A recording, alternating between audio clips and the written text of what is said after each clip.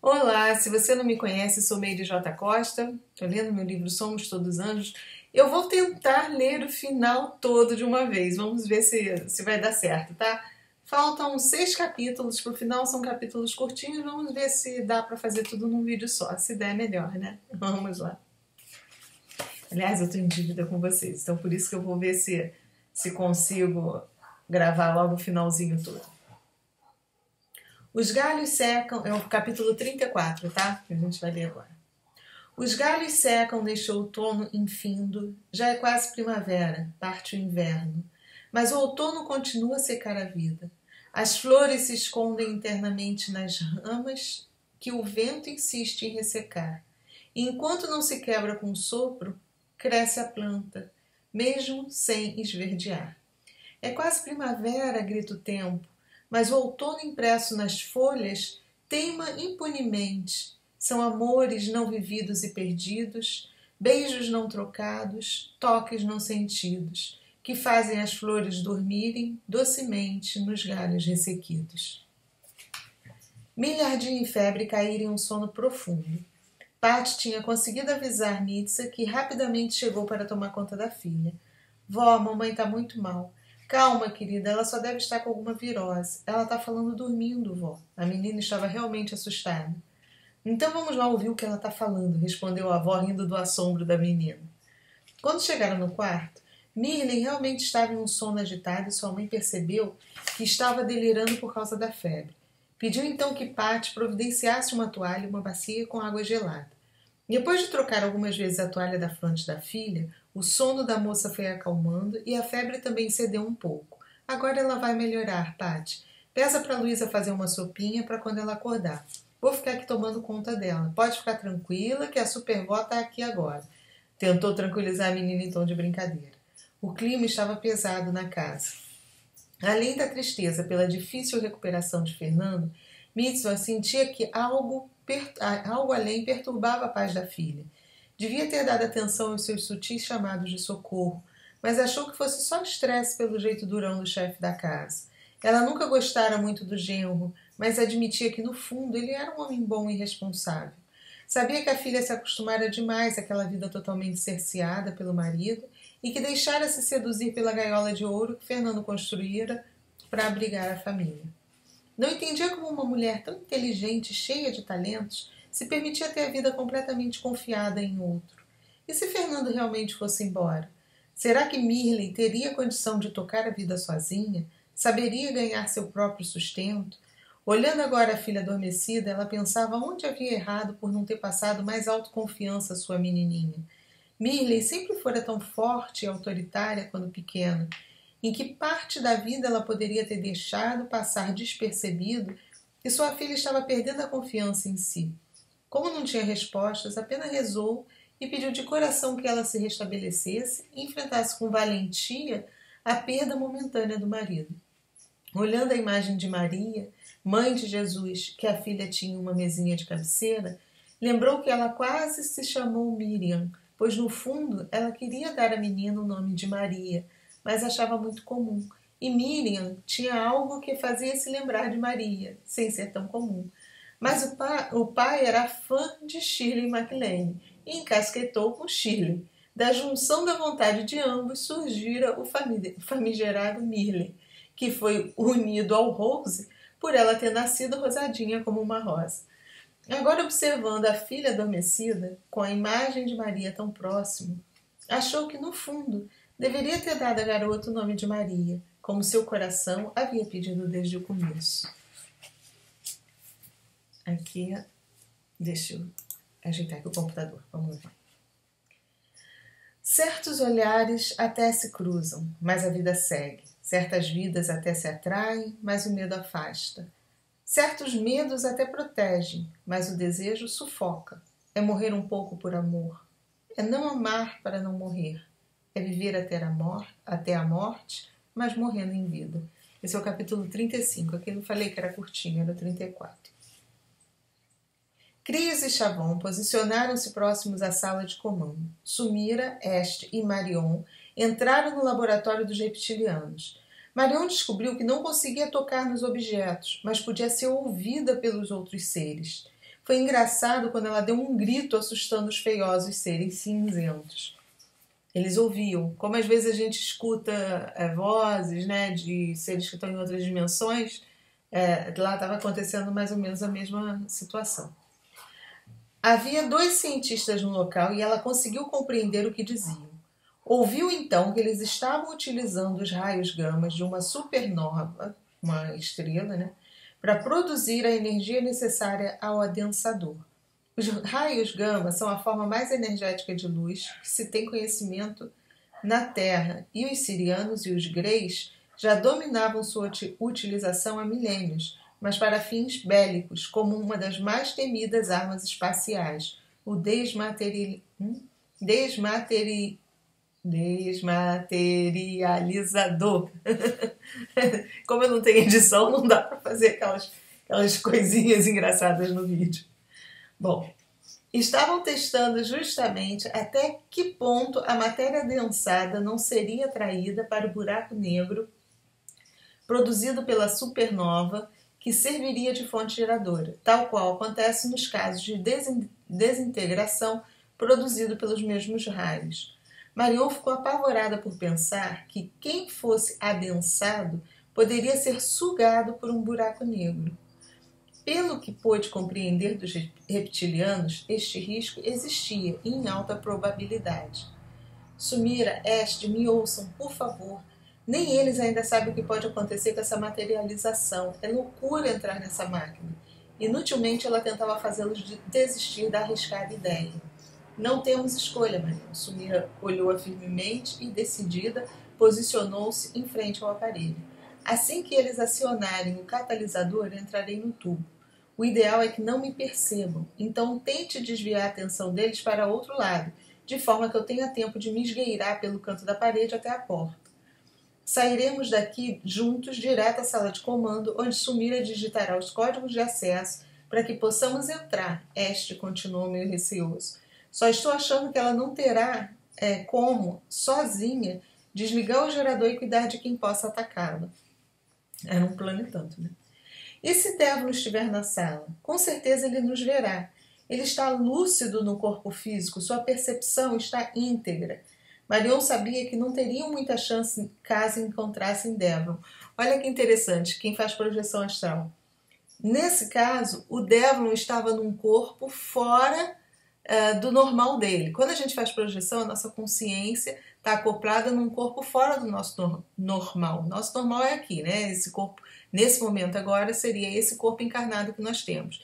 Quando a gente adormece, nosso corpo perispiritual mais sutil se desprende desse corpo físico e a nossa consciência, para aquelas pessoas que conseguem relembrar lucidamente do que se passou, a consciência fica ancorada nesse corpo e você vivencia uma outra realidade. Então, mas nesse caso você está aqui num corpo mais grosseiro, vamos dizer assim, e você em sono consegue ancorar a sua essência num corpo mais sutil e interagir com essa outra dimensão, e quando você volta você lembra. O mesmo acontece, pelo que me foi explicado, no processo inverso, que no caso o Devlin, ele estava com a consciência dele num corpo mais sutil, corpo perispiritual, ele não está encarnado em ninguém. Só que ele conseguiu descobrir uma maneira de fazer a mente em psicose, ele consegue entrar com esse corpo mais sutil, um corpo energético ainda um pouco mais sutil, num corpo mais pesado, né? E manifestar nessa dimensão desse corpo mais pesado com esse corpo, sendo que a consciência dele está ancorada nesse corpo mais sutil, tá? E ele consegue entrar nesse corpo. E o interessante é que, como a projeção astral reversa, né? Ele consegue se adensar. E como ele está muito lúcido, ele tem essa total consciência de quem é ele nesse corpo mais denso, que é o que acontece com a gente inversamente. A gente consegue ter, às vezes, um pouco mais da consciência, mas estando num corpo mais sutil. Deu para entender? Eu acho que isso aqui é papo para quem faz projeção astral, mas tudo bem, tá? Para quem consegue fazer desdobramento. Só para explicar um pouquinho. Tá. Tá. Sairemos daqui juntos, só estou achando que ela não terá como ir sozinha. Tá. E se Débora estiver na sala? Com certeza ele nos verá. Ele está lúcido no corpo físico, sua percepção está íntegra. Marion sabia que não teriam muita chance caso encontrassem Débora. Vamos ter que arriscar, minha querida. Além de improvisar muito, complementou Sumira. Marion conseguiu intuir os cientistas para que fizessem um teste com a aparelhagem e imediatamente eles acionaram os comandos ligando a densador. Como ela está mais sutil, ela consegue interferir no mental daqueles que estão mais densos. Assim que os espíritos agem conosco. Tá? Sumira acomodou-se debaixo do feixe energético e ficou de prontidão aguardando a descarga. Tudo foi muito rápido. No exato momento em que a felina foi materializada, Marion gritou feito uma louca do outro lado da sala, chamando a atenção dos reptilianos, que só conseguiam ouvir, mas não enxergavam nada. Então, ela percebeu que eles tinham capacidade de captar a frequência das ondas sonoras, mesmo ela produzindo uma outra dimensão. Também os espíritos fazem isso muito conosco. Foi o tempo certinho para que Sumira, já em corpo denso, corresse feito uma ninja até a porta de saída. Este e Marion acompanharam enquanto a moça se esgueirava entre frestas para não ser vista e alcançar mais rapidamente o andar superior, onde ficava a sala de comando.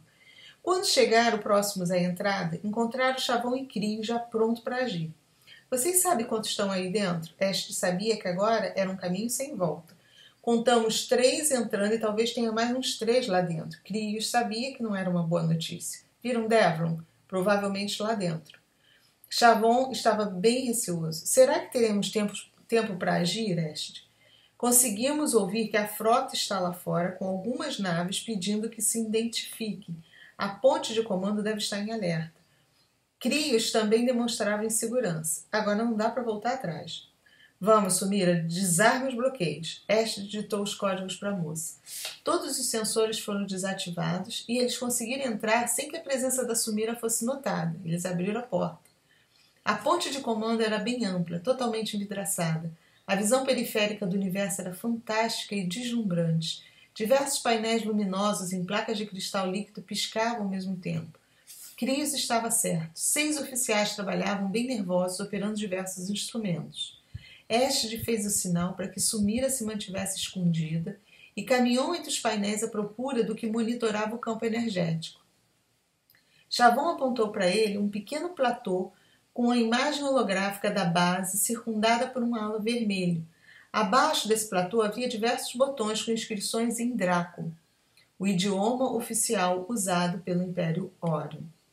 Eshed chamou Marion para que o ajudasse a traduzir. Precisamos saber com certeza qual desliga o campo, para que possamos passar para Sumira.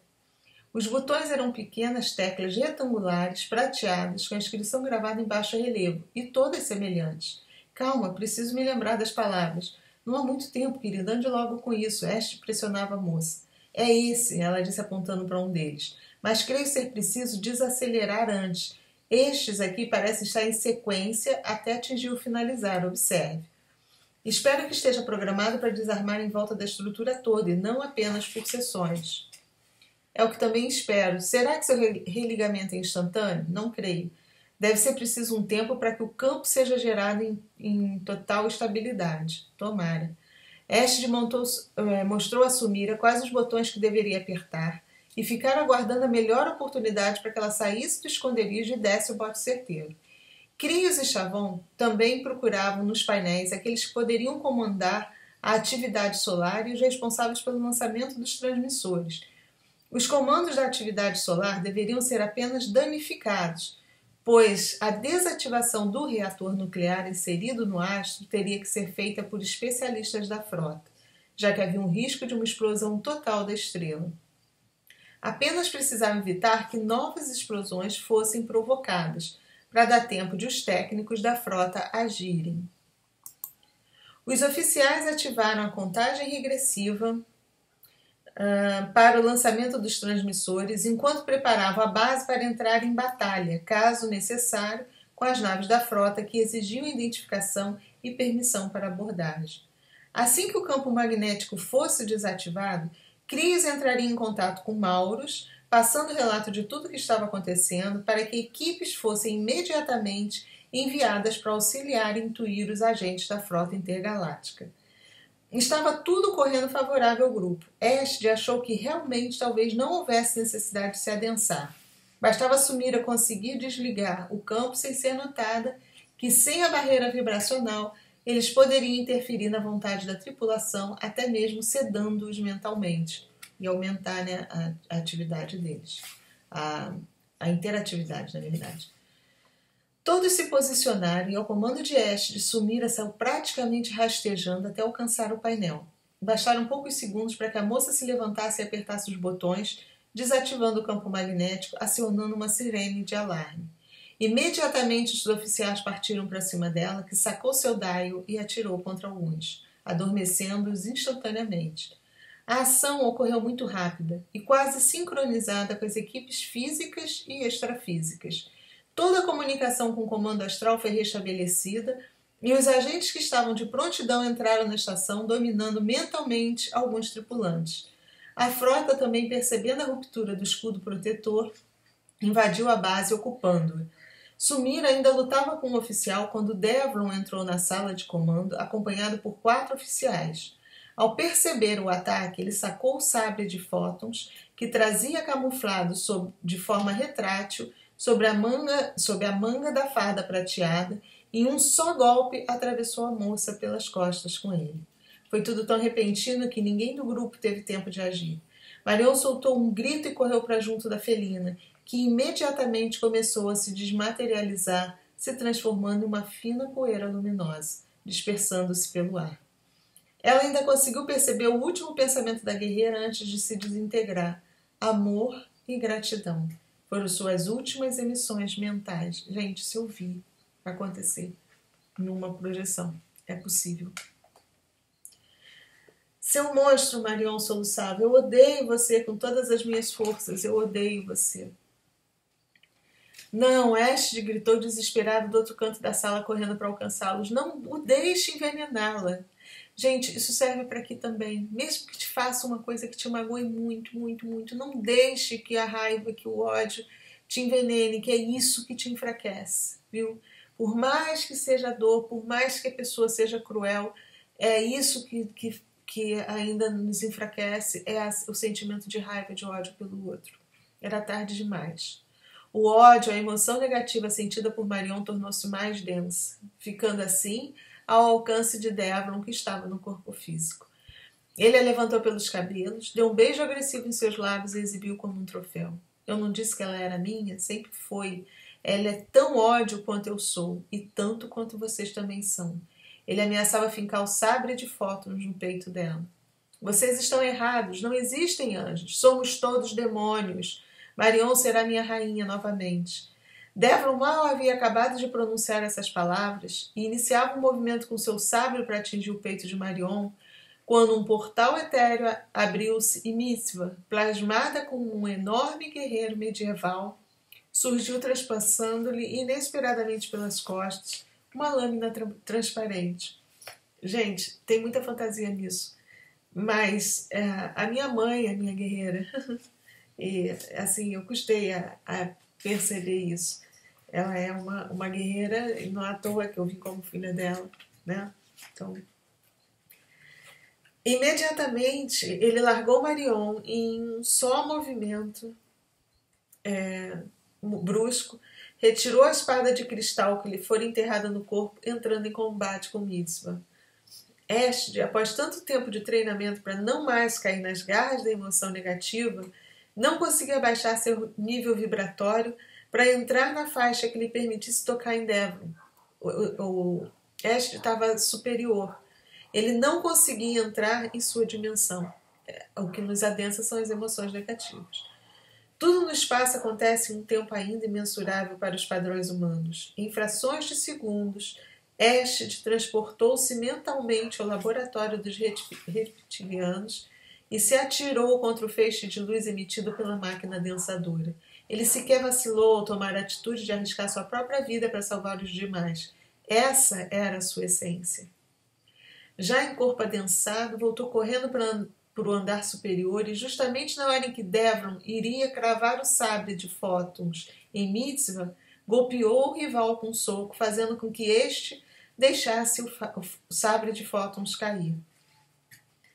Marion, ainda meio atordoada por perceber que Esther havia se adensado, conseguiu visualizar a arma de Devon caída no outro canto da sala e correu para pegá-la, se aproximando com o sabre em riste dos dois que se digladiavam entre socos e pontapés. Em um desses golpes, Esther atingiu em cheio o rosto do adversário, desequilibrando-o. Devon tombou justamente para o lado de Marion, que, em um reflexo defensivo, esticou o braço, fincando sobre o peito de Devon, atingindo certeiramente seu coração. Por segundos ficaram imóveis, um preso no olhar do outro. Ela percebeu a dor, não física, mas na alma, dentro daqueles olhos azuis cintilantes, que agora lhes fitavam com assombro e profunda tristeza. E assim, com o olhar completamente fixado no dela, o gigante tombou ao seu colo. Eu sempre a amarei, minha querida. O corpo que Devon utilizava estava morrendo. Você não é um anjo, você é minha rainha. Lentamente seu espírito desacoplava do corpo. Lembre-se, anjos não existem. Não, Devon, até mesmo você é um anjo. Foi apenas o que ela conseguiu dizer antes que finalmente o espírito de Devon saísse totalmente do corpo e imediatamente fosse adormecido por Chavon, que o entregou aos agentes do comando astral que acabavam de entrar na sala. Esther abraçou Marion, que em prantos permanecia com a cabeça do comandante morto apoiado sobre suas pernas. Vamos, querida, precisamos sair daqui. Você está na matéria agora, Esther. Como retornará? Não se preocupe com isso. Para tudo tem um jeito, ele disse rindo, tentando tranquilizar a moça. Cris e Chavon perceberam que Mitzvah discretamente saiu em um portal e chamaram Esther de Marion para que juntos saíssem da base também. Marion começava a voltar ao seu equilíbrio energético e seu corpo retornava lentamente ao estado mais volátil. Quase não conseguia mais tocar em Esther. A nave, pilotada por Etnos, aportou na plataforma e antes que Esther acomodasse nela, ele a beijou levemente nos lábios e ela ainda conseguiu perceber o toque suave dos lábios dele de encontro aos seus, mas suas mãos não conseguiam mais tocá-lo. Ela o atravessava. Ela estava mais sutil, então ela passava por dentro da energia mais densa, como os fantasminhas fazem, né? Passam parede. Esther, como nos encontraremos? Em breve tudo voltará ao normal. Vá com eles, tranquila. Você precisa voltar o mais rápido possível à Terra. E você? Eu ficarei ainda aqui orientando o pessoal da frota, acompanhando a desativação do reator solar e a destruição dos transmissores. Levaremos a base também para fora do quadrante gama. Ainda tem muito serviço pela frente.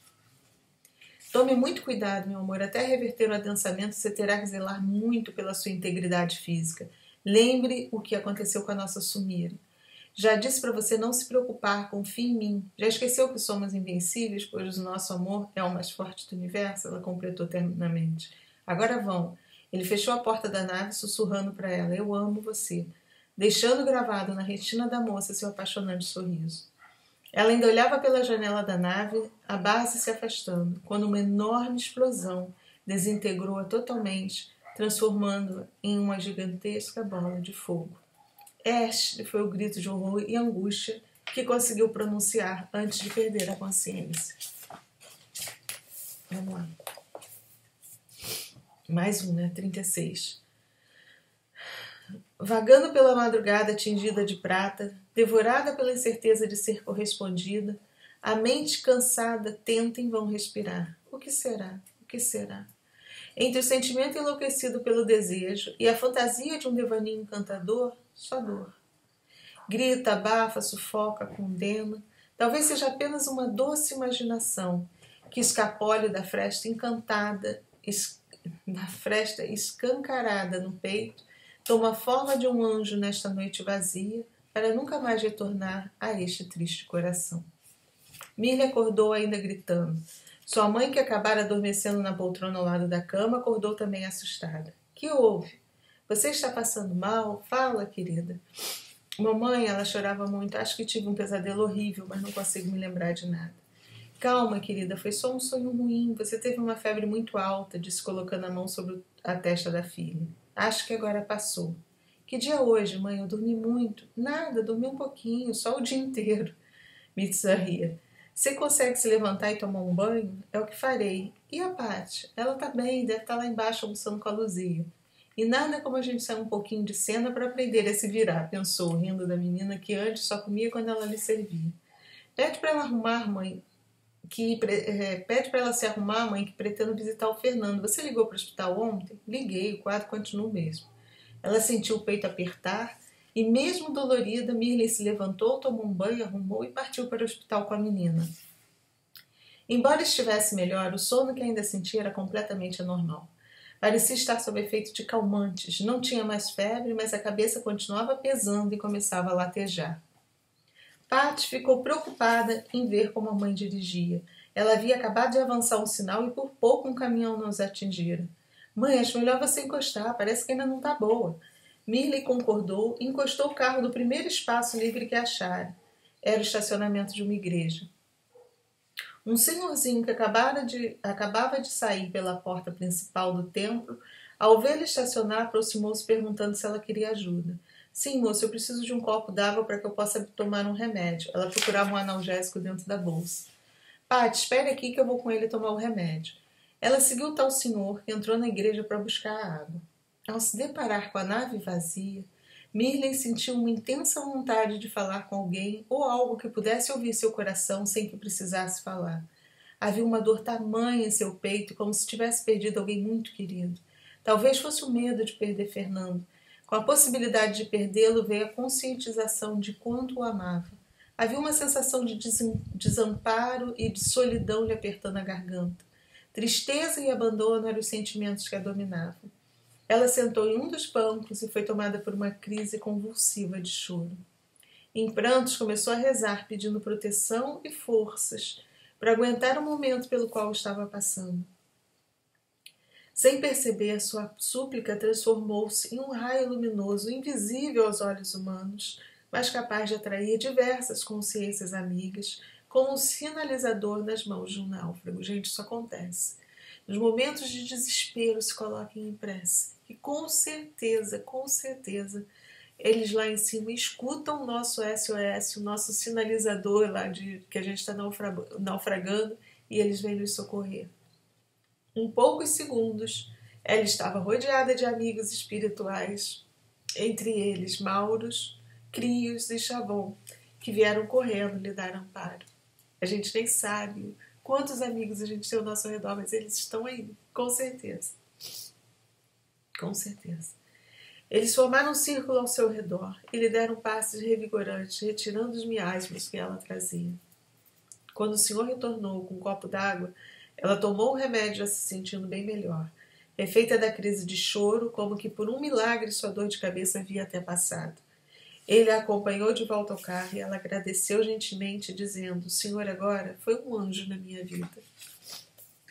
Ele apenas sorriu e voltou para dentro da igreja, fechando suas portas, pois só tinha vindo na calçada naquela hora ver se havia alguma correspondência na caixa. É assim que as coisas acontecem.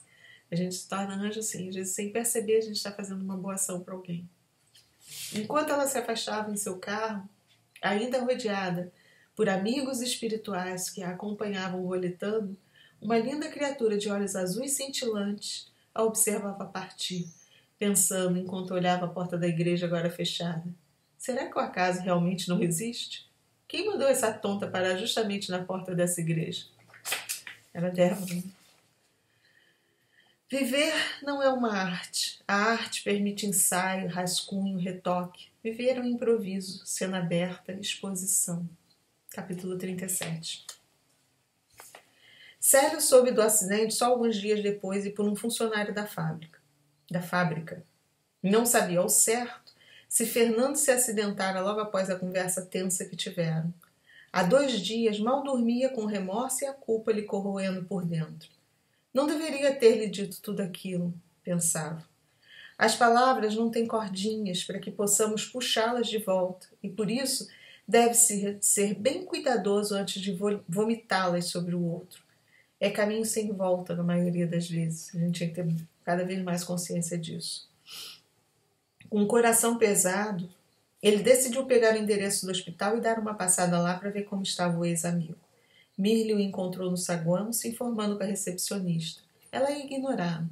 Não achou que ele estivesse ali por causa do seu marido. Deve estar com algum parente internado também, concluiu. Mas ele, ao vê-la, foi cumprimentá-la. Mirli só soube há pouco o que houve. Sinto muito. Sente mesmo, sério. Ela não conseguia conter a ironia. Ele fingiu não perceber o tom irônico e perguntou: quando foi? Há 15 dias. Ele empalideceu. Fez a conta mentalmente e batia com o dia que conversaram. Que horas? Pela manhã. Por que tanto interesse? Está curioso para saber se ele vai ficar bom logo ou se tem alguma chance de morrer? Sim, ele pode não se recuperar. Ficou feliz? Se ele morrer, será bem melhor para vocês, não é? Sabem que comigo a coisa acabará, não deixa para lá. Assinam tudo o que quiserem para ficar livre de pilantras no meu pé. Ela teve vontade de dizer mais desaforos para ele, mas se conteve diante do olhar profundamente arrependido que percebeu no homem. Eu agi errado, Millie. Estou envergonhada e arrependido de verdade pelo que fiz. Gostaria que soubesse que ainda hoje depositarei pelo menos uma parte do que vocês investiram na obra. Quando o Fernando ficar bom, conversarei com ele, aí resolveremos se ele continua na sociedade ou eu acabo de ressarci-lo pela obra por um valor justo e negocio a locação do terreno com ele. Ela mal acreditava no que estava ouvindo. Você está dizendo que eu estou atrás da decisão de nos usurpar? E ela ainda estava na defensiva. Sim, Mirlin. Não sei onde estava com a cabeça quando me deixei envolver pela ganância. E o João Fortes? Ele terá que aceitar minha decisão ou partiremos para uma briga judicial. Estou realmente envergonhado com tudo isso. Acho melhor não subir, pois me disseram aqui que o Fernando ainda está inconsciente. Mas gostaria muito de que, quando ele acordar, você me avisasse para eu visitá-lo e pedir desculpas pessoalmente pelo que causei. E pode confiar, ainda hoje farei o depósito na sua conta. Dizendo isso, Célio lhe apertou a mão e saiu cabisbaixo do hospital. Junto com ele, Rosa e Anite o acompanharam felizes por terem conseguido fazer com que o coração de Célio as ouvisse. Rosa, mais ainda, por saber que o espírito da sua mãe, encarnado no homem, estava realmente começando a despertar para o verdadeiro e único objetivo para reencarnarmos, aprender a amar o outro como a nós mesmos. Então o Célio era a reencarnação da mãe da Rosa. Ela ajudou a criar o Célio, né? Então, vamos lá. Capítulo 38. Ontem fez tanto sol que hoje chove as reminiscências da noite. Eu acho que esse é o poema que eu fiz quando eu tinha uns 14 anos e até hoje ele me toca quando eu leio. Olha só. Vamos começar. Ontem fez tanto sol que hoje chove as reminiscências da noite. E tal me encontro ébria que juro que estava sóbria. A noite se foi, não ficou nenhuma estrela. Mas hoje é a lua quem me desperta. Então não é chuva, eu choro. São relâmpagos, trovões, trovoadas. É a ira da renúncia. O sol não queimou as minhas amarras e a tonteira não foi o vício. Havia um poeta cantando seus versos e eu queria que ele cantasse todo o seu repertório, pois só assim ficaria mais tempo ao seu lado. Agora, fria madrugada me mantém insone e sentencia. A noite existiu, mas deverá para sempre ser esquecida. Eu desde menina que eu sentia que eu tinha um companheiro, alguém me esperando num outro lugar que eu não sabia onde. Vamos lá. Isso eu tenho até os registros que eu escrevi esse poema, eu tinha 14 anos. Depois eu resgatei para colocar no livro. De um lado do leito do CTI, Paty segurava a mão do pai. Do outro, Mirlin alisava seus cabelos, enquanto deixava as lágrimas rolarem livremente pelo rosto. Havia tempo que não reparava na beleza do marido. Assim, dormindo, com um semblante calmo, sem as rugas de tensão que costumava trazer no rosto pela correria do dia a dia, dava para perceber melhor os traços bem delineados de sua feição. O danado é bonito, pensou. Paty, chorando baixinho, pediu à mãe. Mãe, dá um daquele espaço nele, não deixe o papai morrer. Ela olhou para sua garotinha e disse, não tem esse poder, filha. Tente, mãe, insistiu a menina. Sempre funciona comigo quando eu estou com dor ou sem sono. Use sua mão de anjo. Paty beijava a mão do pai, dizendo, volte, pai, volte pra gente. Mirlen, então, disse baixinho ao ouvido do marido: Volte, querido. Amamos muito você e precisamos do seu amor. Muitas vezes o amor está presente nas relações, mas a rotina e o convívio diário, mais as atribulações que se enfrentam no decorrer da vida, acabam encobrindo o sentimento divino, deixando de fora somente sua parte humana. Quando se pressente o perigo iminente de ser privado da mesma embotada companhia do ser amado, a ficha cai e o desespero toma conta do coração. A melhor maneira de se perceber se ama alguém verdadeiramente é perder essa pessoa, infelizmente. Mirlen sentia esse desespero. Então ela resolveu estender a mão sobre o peito do marido e, de olhos fechados, manteve o pensamento totalmente focado no pedido de regresso do seu companheiro. De repente, todo o som ao seu redor sumiu e ela viu um foco de luz verde que parecia iluminar tanto o ambiente que ela até abriu os olhos para ver se alguma claridade externa havia provocado tal visão. Mas nada havia acontecido, e o som da máquina registrando o ritmo lento dos batimentos cardíacos dele voltou a ser ouvido, como um triste lamento de despedida. Ela ainda estava com a mão estendida sobre o peito dele quando uma enfermeira veio comunicar que tinha acabado o tempo para a visita. Patty, ainda chorando, alisou os cabelos do pai e lhe deu um beijo no rosto. Mirlen beijou sua mão e disse bem juntinho ao seu ouvido: No bruxo, eu amo você muito mais que um cabelinho de sapo. Volte pra gente.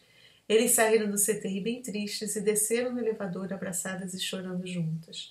Ao passarem pelo saguão, a recepcionista fez um sinal chamando-os. A senhora é a esposa do senhor Fernando que está no CTI? Sim. Estão chamando-a de volta. Por um segundo, o mundo parecia ter parado. Ela não conseguia ouvir mais nada e as pernas fraquejaram. Por pouco não desmaiou. Patty também ficou branca como uma vela de cera. Ambas imaginaram que o pior devia ter acontecido. Os 10 andares do prédio durante a subida do elevador pareceram 100. Ao mesmo tempo que queriam subir logo, um pesar pela suspeita de ter uma notícia ruim parecia empurrá-las para baixo. Quando finalmente o elevador se abriu no 10º andar, o sorriso largamente estampado no rosto da enfermeira que as aguardava fez o efeito de um belo sol surgindo de trás de nuvens negras. Dona Mirlen, seu marido acordou. 39 agora. Enquanto eu, pássaro sozinho, escuto felizes melodias ao vento, faço minhas rimas no caminho, cantando apenas em meu coração meu triste lamento. Mais uma vez o portal etéreo se abriu para dar passagem ao viajante dos sonhos. Os 21 dirigentes astrais já aguardavam sentados em volta da bela mesa flutuante. Ela chegou um pouco tristonha e se sentou em uma cadeira ao lado de Maurus. Todos a receberam com um caloroso sorriso. Maurus foi o primeiro a falar. Estamos muito felizes pela sua atuação, tanto no plano físico quanto no astral, minha querida. Mesmo que tenha sido por caminhos, digamos, ele fingiu pigarrear, tortuosos, tudo aconteceu como deveria. Graças a você e ao oeste, nosso querido planeta Terra não sofreu a influência nociva dos transmissores de Órion e nosso Sol não corre mais risco de ser desintegrado, pelo menos não por forças externas à sua natureza. Est, ela repetiu o nome baixinho, quase chorando. Etnos encarregou-se de informá-la sobre a desativação do reator solar, explicando como havia sido feita a operação de retirada do implante bélico em detalhes. Chavon, empolgado, contava que o abrigo da Amazônia estava praticamente concluído no plano astral graças ao empenho e dedicação de um certo engenheiro, e disse isso dando uma piscadinha para Marion. Crios, o Fernando ficou um tempo desacordado para poder trabalhar lá na Amazônia. Isso também acontece, às vezes muito, né? As pessoas que ficam em coma saem do corpo para fazer trabalhos, realizar missões que tinham sido programadas. Crios quebrou um pouco o clima de alegria do grupo ao falar com pesar da perda de Sumira, de alguns tripulantes da estação e de agentes da frota estelar devido à explosão da base de Devon. Nossa agente Sumira será eternamente lembrada entre nós e ainda não temos informação precisa do que de fato ocorreu em sua organização energética. Nossos técnicos estão estudando o processo de adensamento criado pelos reptilianos para que possamos ter conhecimento absoluto de toda essa tecnologia descoberta por eles. Chavon explicou como aconteceu a explosão. Infelizmente, Devlin, de alguma forma, conseguiu escapar da escolta e, pelo que apuramos, ele mesmo ativou os comandos para a autodestruição da estação espacial. A maioria daqueles que se encontravam a bordo teve tempo para escapar. mas alguns não. Foram perdidos 2 agentes da frota. Houve uma baixa muito maior do outro lado. Ainda não sabemos onde Devon está. E Ash, ela estava ansiosa por notícias da sua outra parte. Soubemos que Devon foi visto pela última vez na sala de comando, mas como estava em corpo astral, provavelmente não foi atingido pela explosão, continuou Chabon. Acreditamos que ainda esteja em algum planeta da nossa galáxia. E Ashid, ela estava ficando impaciente. Bom, Ashid, por que você não pergunta para ele mesmo? Disse Maurus rindo, apontando para o portal que acabara de se abrir. Ashid, ela soltou um grito de felicidade e correu para abraçá-lo, mas imediatamente se entristeceu ao perceber que não conseguia tocá-lo. Tudo bem, minha querida, nós descobriremos uma forma de reverter o processo. Ele tentava passar otimismo para ela. Ele ainda está muito denso, Marion, Maurus explicou o que ocorria. Foi preciso baixarmos nossa defesa energética para que permitíssemos a visita do nosso amigo em nossa dimensão astral. Ele agora está com a configuração energética semelhante à de um encarnado na Terra. Estamos nos dedicando mesmo a entender esse mecanismo e em breve acreditamos poder revertê-lo. Descobrimos que suas suspeitas eram certas. Ele adensou seu corpo astral, que passou a ser seu corpo físico. Se matarmos o corpo, desestabilizaremos energeticamente toda a forma e, consequentemente, desintegraremos a essência. Ainda não sabemos até que ponto essa energia se dispersa. Mas, sendo assim, ele corre sério risco se expondo pelo universo. Ashley, você precisa ficar retido em algum lugar até que consigam reverter isso. Ele riu da ideia da moça e ofereceu os pulsos a Maurus. Maurus, mande-me me algemar e me manter prisioneira aqui. Só assim para eu acatar a sua recomendação, querida. Ele zombou com carinho da preocupação de Marion e todos riam com ele. De certa forma, Chabon intercedeu. É a maneira mais segura de termos certeza de que esses dois não se encontrarão às escondidas. Foi uma gargalhada geral entre os dirigentes. Aí que se engana. Agora posso ir à Terra mais facilmente. Difícil será arrumar uma vaga para estacionar no Poçante, ele brincou. Nem de brincadeira, Ashley. Não ouse se arriscar assim, ela retrucou bem brava. Maurus, é melhor mesmo deter esse moço aqui. Ele é louco, não duvido ainda da sua audácia. Maurus ria. Marion, acho que Ashley não faria isso. Ele olhou meio desconfiado para o rapaz. Ele sabe que precisamos muito de você lá na Terra e tem equilíbrio. E em equilíbrio. Ele reforçou bem essa última palavra. Sua missão continua sendo muito importante para nós. Ganhamos uma batalha, mas ainda não vencemos a guerra. Sabemos que muitas outras poderão ocorrer. Precisamos estar atentos e confiantes em nosso propósito. Contamos com você para provar ao comando de que estamos certos. Nós conhecemos bem mais de perto os habitantes do nosso planeta. Por isso, nada mais justo caber a nós como será feita a seleção dos escolhidos. Ela suspirou resignada. Eu sei, meus amigos, farei o melhor possível para não decepcioná-los. Ouviu, West? Ela olhou bem sério para ele e ele retribuiu com um delicioso sorriso sem vergonha. Volte confiante em nosso amparo. Estaremos sempre ao seu lado para intuí-la a tomar decisões mais acertadas. Mas sabemos que isso será raro, pois você sabe muito bem se virar sozinha. Afinal, é um dos nossos melhores anjos. Mauro ria. Ah, se lá na Terra eles soubessem quem são os anjos. Talvez seja melhor não saberem mesmo. A maioria ainda não está preparada para receber a notícia. Ela ria abertamente. Com o coração mais leve, ela se despediu de todos e saiu no portal junto com Ashley. Agora é o último capítulo, né? 40. A luz que brilha tranquila em meus olhos ainda reflete a alegria de me sentir sua. Agora que todo esse amor foi por mim sufocado, a minha alma jamais esquecerá do seu sorriso. Algo assim transcende toda a matéria, alcança todas as histórias que ainda serão vividas. Aliança entre a lucidez e um sentimento abençoado. Amor puro pode abrir mão de amar, se assim for preciso. Atrás de portas muito bem trancadas, aquela que muito te amou sempre te amará. Apenas encontrou uma forma de sobreviver ao triste desencontro da lua com o mar. Eu queria poder tocá-lo agora. Ele estendeu a mão e viu atravessar o peito dele. Feche os olhos, ele ordenou. Ficaram algum tempo em silêncio, como se conseguissem ouvir apenas seus próprios corações. Estou beijando seus olhos fechados e ele tem gosto de lágrima. Não chore, querida, eu estou aqui. Ele falou bem baixinho. Agora deslizo o meu rosto em seu rosto, percebo a maciez da sua pele e consigo sentir seu perfume. Ela foi aos poucos captando as sensações. Consigo sentir sua presença. Ele ficou bem juntinho dela e a envolveu em seus braços. Agora você me abraça, ela disse em um sussurro. Astrid encostou os lábios nos dela.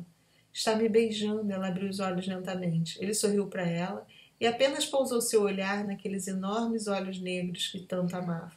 Uma onda irresistível de prazer percorreu todo o corpo dela. Sinto seu amor, Astrid. Eu amo você. A voz dele era cheia de ternura. Serei sempre sua, ela disse apaixonada. Ainda acha que não podemos nos tocar? Ele lhe presenteava com aquele sorriso lindo que tanto encantava. Não consigo ficar longe de você. Mesmo separados por uma galáxia, ainda assim estaremos juntos. Você se esqueceu de que o nosso amor é o mais forte do universo? Ela respondeu, deixando as lágrimas escorrerem pelo rosto. Agora é o epílogo. Ela havia cochilado no ombro de Fernando. A noite estava linda, o céu parecia estar exibindo toda a sua beleza para eles, que, deitados sobre o gramado, encantavam-se com o espetáculo que as estrelas lhe ofereciam. Eles haviam se amado. Ele acordou com um beijo no rosto e puxou a ponta do cobertor para cobri-la, aninhando-a em seu peito. Alisando os cabelos dela, apenas pensava no quanto a admirava. Você me ama? Dessa vez ele perguntou depois de ter feito amor com ela. Mais com um cabelinho de sapo, ela respondeu. Mas? Ele se surpreendeu. Não era só? Ele riu. Descobri que amo você um pouquinho mais. Ela sabia que era verdade. Mas você vive dizendo que sou tão ruim. Começa a acreditar que não há humano ruim. E você é um anjo, minha bruxa. Ela apenas sorriu. Acabou. Nem ainda me surpreendi que acabou. À noite podemos olhar para o alto e contemplar as estrelas. Podemos ver a lua com todo o seu esplendor, reinando soberana no céu cintilante. Mas só os anjos conseguem perceber o olhar de cada um desses pontos sobre nós. Só os anjos. Mas o coração dela cada vez mais tinha certeza de que, na verdade, somos todos anjos. Meu coração cativo voltou a bater, voou mesmo do avesso. Fez do sonho algo tão distante que hoje só eu o reconheço. O caminho do esplendor embaralhei na alma, transformei turbulência em calma. Apaguei o fogo com minhas lágrimas, sufoquei o desejo em brumas de lástima. E hoje apenas sorrio de tudo, porém trago na lembrança um doce sabor. Ainda não é de alegria meu grito agudo, mas um dia o céu se abrirá e um anjo colherá todo esse amor. Fim. Bom, crianças, viu? Foi a forma que eu encontrei de passar algumas informações. É lógico que tem momentos de fantasia e tudo. Algumas informações foram intuídas enquanto eu estava escrevendo, né? Na verdade, reescrevendo. Não, enquanto eu escrevi, tive que reescrever de novo para Pandora, que foi a editora que lançou ele para mim. E é isso. As informações foram passadas, alguns corações serão tocados com certeza, né? É uma ficção, mas com muitas pinceladas de coisas perfeitamente possíveis para aquele que sabe, que conhece um pouquinho de projeção astral, que já sentiu isso enquanto está dormindo e sabe que não foi um sonho, né? Tem coisas que a gente vivencia do lado de lá que a gente tem certeza não foi um sonho, foi uma experiência real. Então quem já passou, é lógico que assim, não vão achar que eu sou um anjo encarnado na Terra, não tem nada a ver, porque eu brinco, eu digo que o livro é uma semi-autobiografia, porque eu não sabia o que escrever, então tirei muita coisa da minha vida, mas tá, não é por aí não. Algumas coisas eu vivenciei lá do lado de lá e realmente vi, mas não essa história em si que foi construída, ok? Espero que tenham gostado da leitura. O livro físico está aqui. Quem quiser adquirir o livro físico, entre em contato comigo pelo meu e-mail, meire.jane@uol.com.br.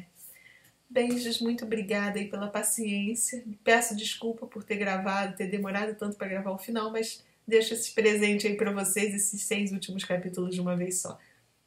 Muito obrigada e fiquem com a luz.